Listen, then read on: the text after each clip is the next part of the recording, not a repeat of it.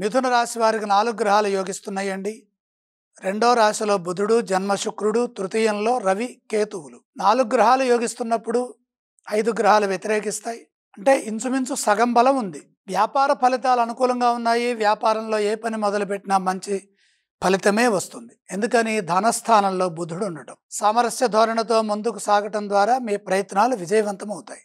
సృజనాత్మకతతో నిర్ణయాలు తీసుకొని విఘ్నాలను అధిగమించి సత్ఫలితాలు సాధించాలి. ఉద్యోగంలో కలిసి వస్తుంది, అనుకున్నది సాధిస్తారు.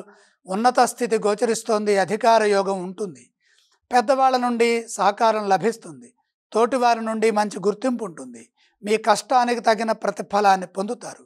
చంచలత్వం లేకుండా సరైన సమయంలో ధైర్యంగా నిర్ణయాలు తీసుకొని బాధ్యతాయుతంగా పనిచేయండి. ఓర్పు చాలా అవసరం. ఎన్నాళ్ళుగానో ఎదురు చూస్తున్న కొన్ని పనులు ఇప్పుడు పూర్తవుతాయి. మీ నిర్ణయాలు కొందరికి మేలు చేస్తాయి. కుటుంబ సభ్యులతో కలిసి ఆనందించే అంశాలు ఉంటాయి. ఆదాయ మార్గాలు పెరుగుతాయి. మొహమాటం వల్ల ఖర్చులు ఎక్కువ కాకుండా చూసుకోండి.